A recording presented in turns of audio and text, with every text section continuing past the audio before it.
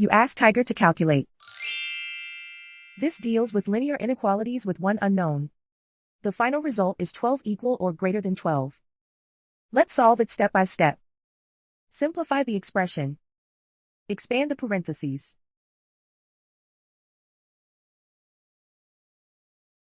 Multiply the coefficients.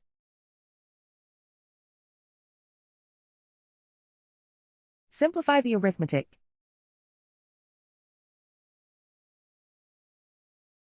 Group all v terms on the left side of the inequality.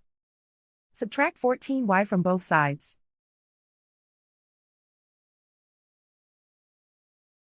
Group like terms.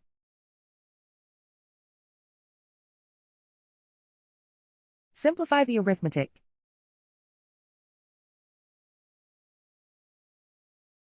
Group like terms.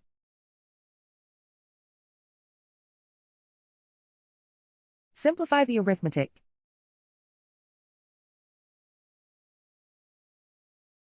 Plot the solution on a coordinate grid.